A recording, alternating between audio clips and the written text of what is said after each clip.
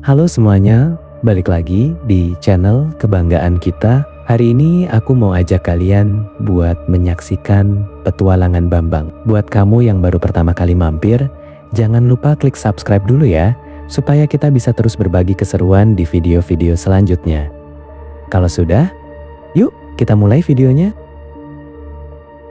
Suatu hari di sebuah desa bernama Karangjati, udara pagi yang seharusnya segar justru terasa berat oleh debu jalanan yang kering. Desa ini bukanlah tempat yang puitis dengan gemericik air sungai yang jernih, melainkan pemukiman semi-modern yang mulai tergerus ambisi para penguasa lahan. Di salah satu sudut pasar yang mulai riuh, seorang pemuda bernama Bambang sedang memanggul 2 karung gabah seberat 50 kg di bahunya. Keringat mengucur deras dari pelipisnya, membasahi kaos oblong lusuh yang sudah tipis karena terlalu sering dicuci. Bambang bukan pemuda yang menonjol. Perawakannya biasa saja, cenderung pendiam dan selalu menunduk saat berjalan. Namun, di balik sikap rendah hatinya, ada sorot mata yang menyimpan kedalaman samudra. Warisan dari mendiang ayahnya yang dulu dikenal sebagai penjaga makam keramat.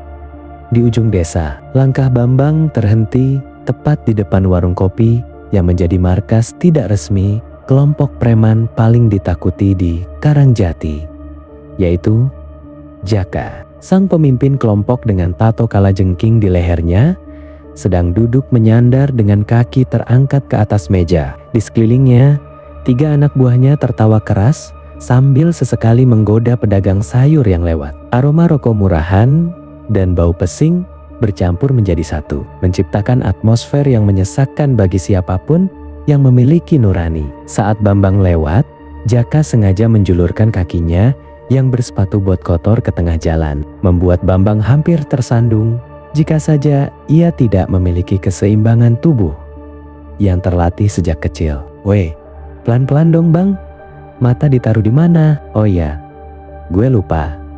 Lo kan keturunan dukun kampung yang sudah mampus itu ya? Pantas aja jalannya kayak orang linglung, teriak Jaka dengan nada meremehkan yang sangat kental. Tawa anak buahnya pecah, menyambar setiap sudut pasar dan membuat beberapa warga yang sedang berbelanja menoleh dengan tatapan ngeri sekaligus kasihan. Bambang tidak menjawab. Ia tetap diam, mencoba mengatur napasnya yang mulai memburu, bukan karena beban di bahunya, melainkan karena gejolak di dadanya. Ia teringat kata-kata ayahnya sebelum meninggal. Bambang, kekuatan sejati itu seperti air, dia tenang di permukaan, tapi sanggup menghancurkan batu karang yang paling keras sekalipun jika waktunya tiba. Jangan pernah gunakan tanganmu untuk membalas hinaan. Biarkan alam yang bekerja untukmu. Jaka yang merasa diabaikan menjadi semakin geram. Ia berdiri, menghampiri Bambang, lalu dengan kasar menepuk-nepuk pipi pemuda itu. Heh, bisu, gue ngomong sama lo pikir dengan gaya sok tenang begini lo kelihatan keren? Lo itu cuma sampah di desa ini. Ayah lo dulu cuma jualan jimat palsu buat nipu orang-orang bodoh, dan sekarang lo cuma jadi kuli panggul yang gak punya masa depan. Kalau gue mau, hari ini juga gue bisa bikin lo hilang dari peta Karangjati.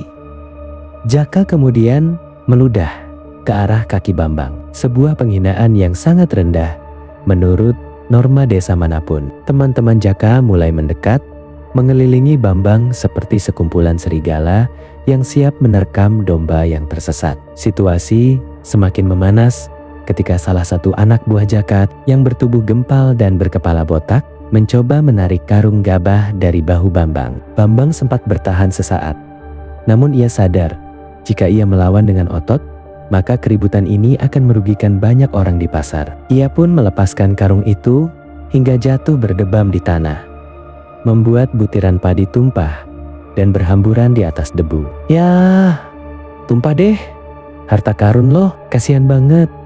Nanti malam mau makan apa tanah? Ejek si botak sambil menginjak-injak tumpahan padi tersebut dengan penuh kebencian. Orang-orang di sekitar hanya bisa diam membisu. Tidak ada yang berani membela karena mereka tahu konsekuensi berurusan dengan kelompok Jaka adalah teror yang tak berkesudahan. Bambang menarik napas panjang menutup matanya sejenak. Di dalam kegelapan, di balik kelopak matanya, ia seolah melihat bayangan ayahnya yang sedang duduk bersila di bawah pohon beringin tua. Sang ayah memberikan sebuah gulungan kain hitam kecil yang dulu selalu dipesan agar tidak dibuka sebelum Bambang benar-benar merasa kosong. Saat itu, Bambang merasa dunianya seolah melambat. Suara tawa para preman itu terdengar seperti dengungan lalat yang menjijikkan, dan detak jantungnya sendiri terdengar seperti tabuhan genderang perang yang ritmis. Ada getaran aneh yang menjalar dari telapak kakinya, merambat naik melalui tulang belakang, dan berhenti di ujung-ujung jarinya. Itu adalah energi yang selama ini ia tekan. Sebuah ajian rahasia yang disebut sapu jagat bayu. Jaka yang merasa menang secara mental kembali mendekatkan wajahnya ke telinga Bambang. Dengar ya, mulai besok setiap karung yang lo panggul 10%-nya harus masuk ke kantong gue. Kalau enggak, gue bakal pastiin ibu lo yang sakit-sakitan itu enggak bakal tenang tidurnya. Mendengar nama ibunya disebut dengan nada mengancam. Sebuah klik terjadi di dalam batin Bambang. Bukan amarah buta yang muncul, melainkan sebuah kejernihan yang mematikan. Bambang membuka matanya, dan kali ini Jaka sedikit tersentak. Mata Bambang yang biasanya redup kini bersinar dengan pendar keperakan yang aneh. Seolah-olah ada badai yang sedang terperangkap di dalam pupilnya. Jaka, suara Bambang keluar begitu rendah, namun bergetar seperti suara guntur yang jauh. Tolong ambilkan padi yang tumpah itu, bersihkan dari debu, dan masukkan kembali ke karungnya. Setelah itu, minta maaflah kepada setiap orang yang pernah kau sakiti di pasar ini. Jika kau melakukannya sekarang, mungkin beban hidupmu akan sedikit berkurang. Mendengar ucapan itu, Jaka terdiam sejenak, sebelum akhirnya tertawa terpingkal-pingkal sampai memegangi perutnya. Wah, si bisu sudah bisa ngelawak. Hebat banget. Dengar ya sampah. Lo pikir lo siapa bisa perintah-perintah gue? Jaka kemudian melayangkan pukulan tangan kanan yang sangat keras ke arah rahang Bambang. Sebuah pukulan yang biasanya sanggup membuat orang pingsan seketika. Namun, sesuatu yang sangat aneh terjadi. Tangan Jaka berhenti tepat 1 cm di depan wajah Bambang, seolah tertahan oleh dinding kaca yang sangat padat, namun tidak terlihat. Jaka berusaha sekuat tenaga mendorong tangannya, hingga wajahnya memerah dan urat-urat lehernya menonjol, namun tangannya tetap tidak bergeming.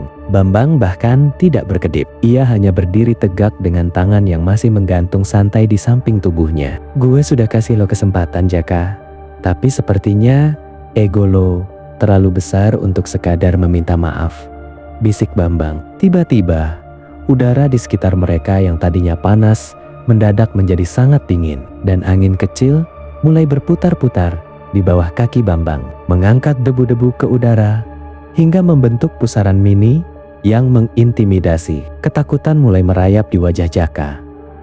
Ia mencoba menarik tangannya kembali, tapi rasanya seperti tangannya terjepit di antara dua batu besar. Anak buahnya yang lain, yang awalnya ingin membantu, mendadak membeku di tempat karena merasakan aura yang begitu menekan, membuat kaki mereka terasa lemas seperti bakwan sore.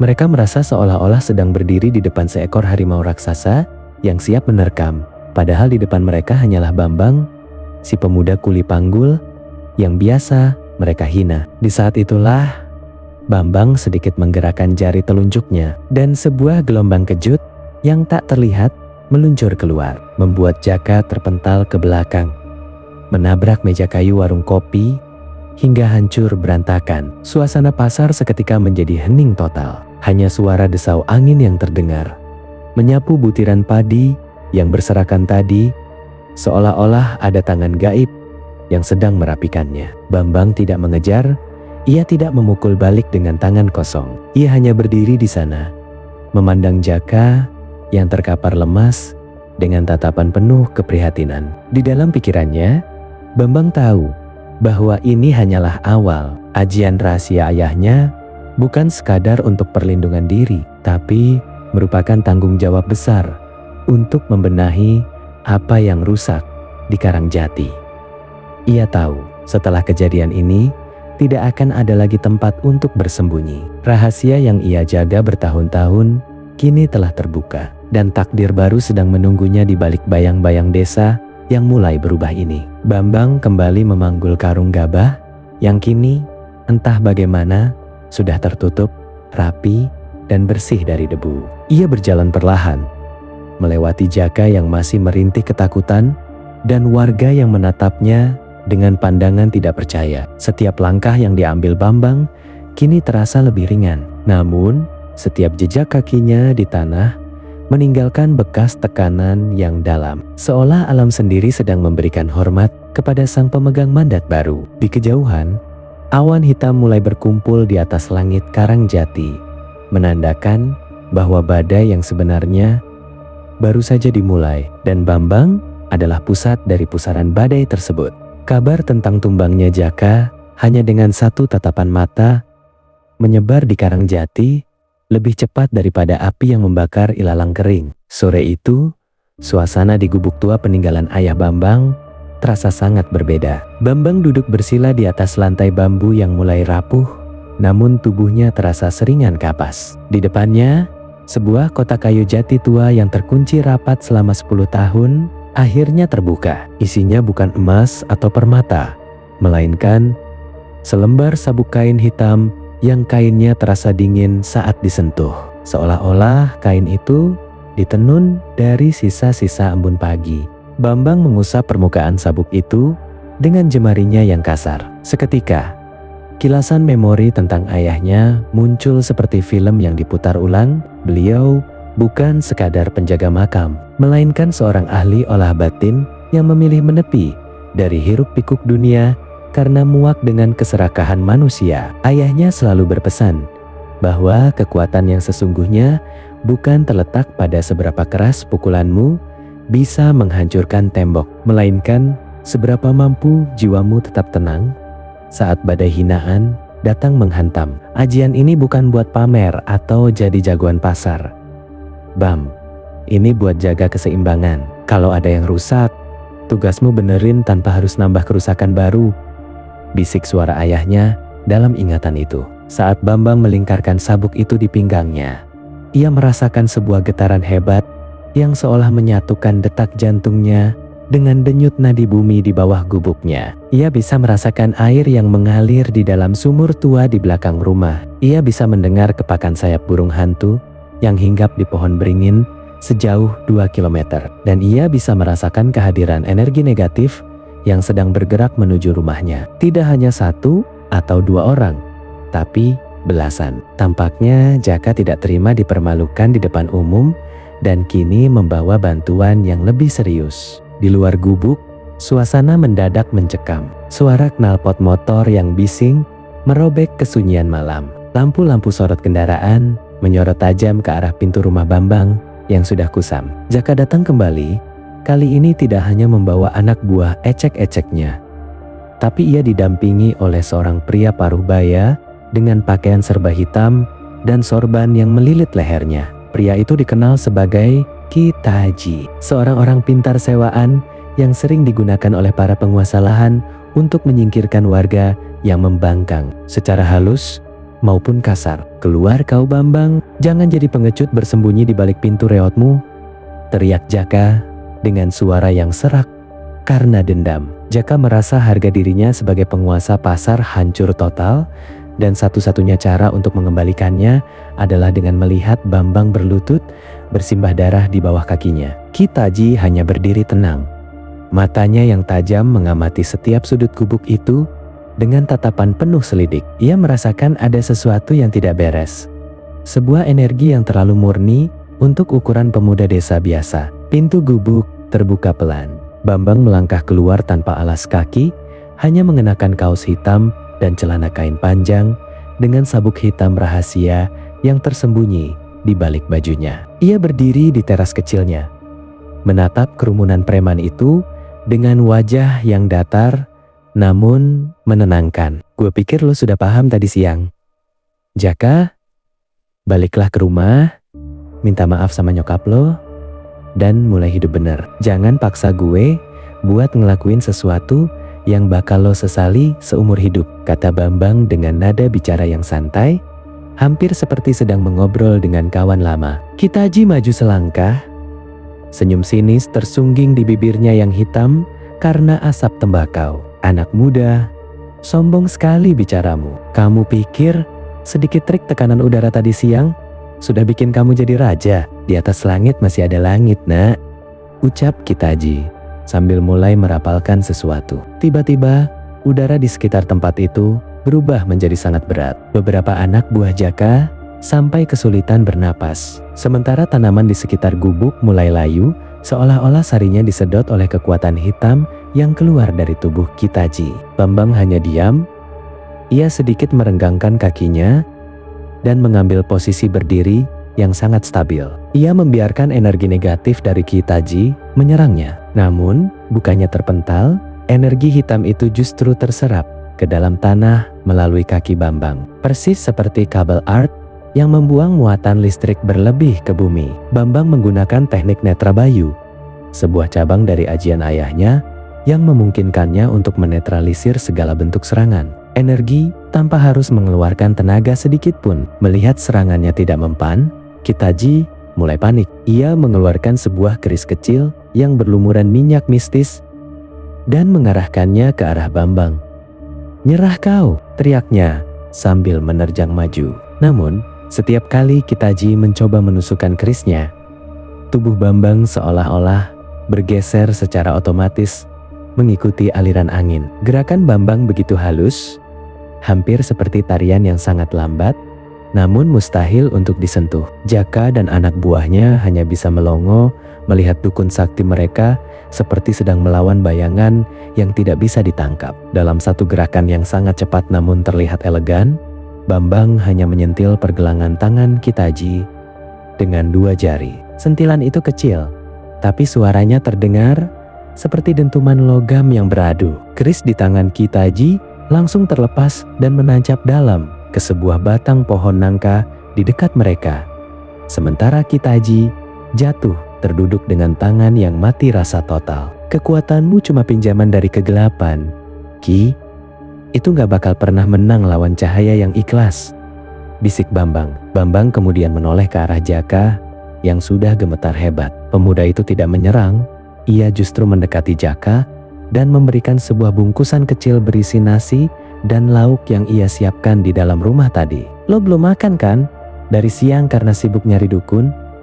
Makan dulu, biar otak lo bisa mikir jernih. Besok, gue tunggu lo di pasar buat bantuin nenek-nenek pedagang sayur yang mejanya lo tendang tadi. Kalau lo nggak datang, lo bakal ngerasain gimana rasanya dikunci sama bumi." Anak buah Jaka yang lain langsung menjatuhkan senjata mereka, dari kayu hingga rantai motor, karena tidak tahan lagi menahan wibawa yang memancar dari tubuh Bambang. Mereka merasa kecil, sangat kecil, di hadapan pemuda yang selama ini mereka anggap remeh. Malam itu, di bawah sinar rembulan Karangjati, sebuah legenda baru benar-benar lahir. Bukan legenda tentang preman yang jago berkelahi, tapi tentang seorang pemuda yang membalas hinaan dengan kemuliaan yang mematikan. Bambang kembali masuk ke dalam gubuknya, meninggalkan kerumunan yang masih terpaku dalam keheningan yang panjang.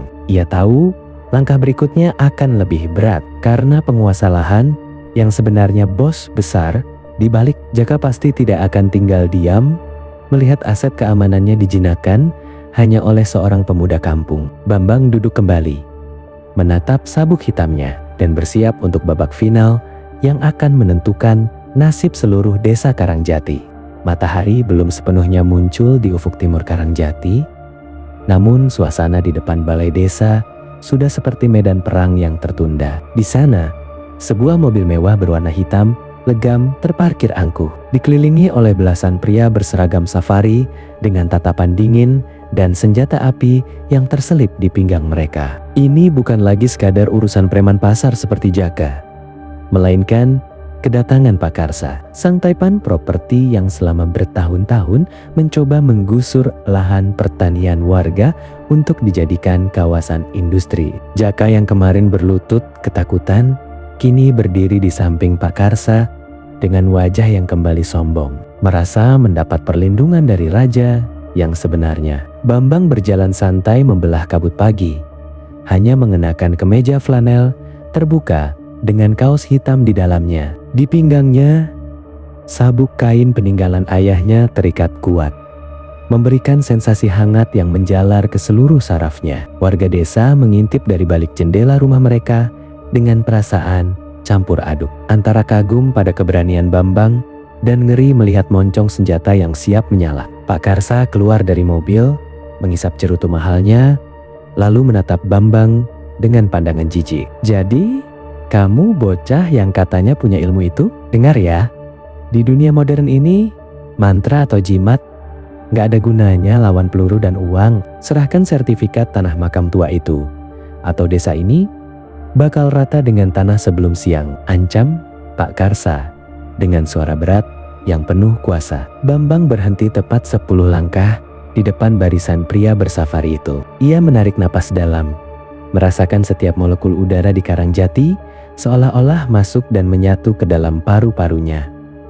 "Pak Karsa, tanah ini bukan soal sertifikat, ini soal akar. Kalau Bapak cabut akarnya, Bapak sendiri yang bakal tumbang karena nggak punya pijakan. Mending Bapak bawa orang-orang ini pulang sebelum alam sendiri yang ngusir kalian," balas Bambang dengan nada bicara yang sangat tenang, seolah-olah ia sedang menasihati seorang anak kecil yang sedang tantrum. Jaka yang merasa mendapat panggung langsung berteriak, "Hajar dia! Jangan biarkan dia banyak omong." Atas perintah Pak Karsa, 4 pria berseragam safari maju serentak. Mereka adalah mantan tentara bayaran yang terlatih dalam pertarungan jarak dekat. Namun, saat mereka mencoba menerjang, Bambang hanya melakukan satu gerakan memutar yang sangat minimalis. Tangannya membentuk pola lingkaran di udara. Dan tiba-tiba, tekanan udara di sekitar tempat itu meningkat secara drastis. Sebuah dentuman yang tidak terdengar oleh telinga, namun terasa di dada, meledak keluar. Keempat pria itu terpental ke belakang sejauh 10 meter.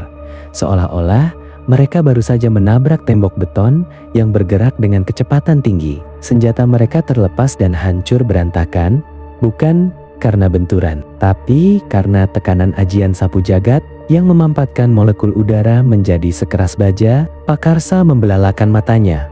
Cerutunya jatuh ke tanah. Ia memerintahkan sisa anak buahnya untuk melepaskan tembakan. "Tembak dia sekarang." Dengan jeritnya histeris, belasan peluru melesat keluar dari laras senjata menuju ke arah jantung Bambang. Namun, apa yang terjadi selanjutnya menjadi legenda yang akan diceritakan turun-temurun di Karangjati. Peluru-peluru itu tidak mengenai tubuh Bambang, mereka melambat di udara, berputar-putar dalam pusaran angin kecil di depan dada pemuda itu, lalu jatuh ke tanah satu persatu seperti kerikil yang dilempar ke dalam air. Bambang tidak terluka sedikit pun. Ia justru melangkah maju, dan setiap langkahnya menciptakan guncangan ringan yang membuat aspal di bawah kaki Pak Karsa retak-retak. "Ini bukan sihir, Pak Karsa. Ini adalah energi dari tanah yang Bapak injak dengan kesombongan," ucap Bambang sambil mengangkat tangan kanannya perlahan. Langit yang tadi cerah mendadak berubah menjadi gelap. Petir menyambar di kejauhan tanpa ada hujan. Bambang melepaskan puncak dari ajian ayahnya, Panji Bayu Sengkolo. Sebuah gelombang kejut transparan menyapu seluruh area balai desa. Semua kendaraan mewah milik Pak Karsa terseret mundur, seolah-olah didorong oleh tangan raksasa. Sementara semua senjata api yang ada di sana mendadak membara panas hingga harus dibuang oleh pemiliknya. Jaka dan Pak Karsa jatuh terduduk. Tubuh mereka terasa berat sekali, seolah-olah gravitasi di tempat itu meningkat 10 kali lipat hanya untuk mereka berdua. Bambang berdiri tepat di depan Pak Karsa yang sudah gemetar dengan keringat dingin mengucur deras. "Pergi dari sini, jangan pernah balik lagi ke Karangjati. Uang Bapak nggak bakal bisa beli ketenangan kalau alam sudah murka," bisik Bambang. Dengan sekali lambaian tangan, tekanan udara yang menghimpit mereka menghilang. Namun, mental Pak Karsa sudah hancur total. Ia langsung lari terbirit-birit masuk ke mobilnya yang penyok.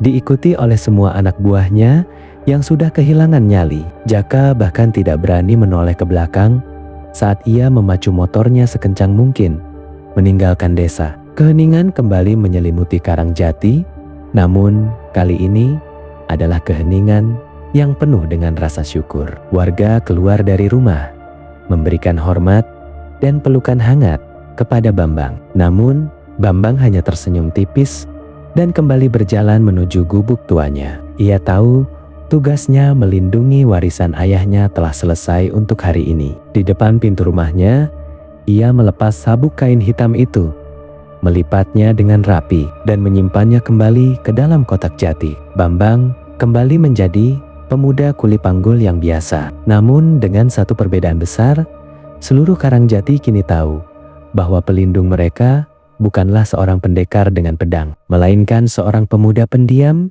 yang mengerti bahasa angin dan bumi. Kisah Bambang berakhir dengan keren di sore itu. Saat ia duduk di teras sambil menikmati kopi buatan ibunya yang sudah mulai membaik kesehatannya. Ia melihat ke arah makam ayahnya di kejauhan dan membatin. Tugas sudah terlaksana. Ayah, Karangjati sudah aman. Dan di saat itu juga angin berhembus lembut membelai wajahnya, seolah-olah sang ayah sedang menepuk pundaknya dengan bangga dari alam sana. Terima kasih banyak sudah mengikuti perjalanan Bambang dari seorang pemuda yang dihina hingga menjadi pelindung legendaris desa Karangjati. Cerita ini mengingatkan kita bahwa kekuatan sejati tidak selalu terlihat dari luar, tapi tersimpan rapi dalam kesabaran dan kerendahan hati. Kalau kalian suka dengan kisah-kisah fiksi penuh aksi dan pesan moral seperti ini, pastikan kalian menekan tombol subscribe dan nyalakan lonceng notifikasinya agar tidak ketinggalan babak baru dari cerita-cerita seru lainnya. Jangan lupa berikan like, komen, dan share video ini ke teman-teman kalian. Sampai jumpa di kisah selanjutnya.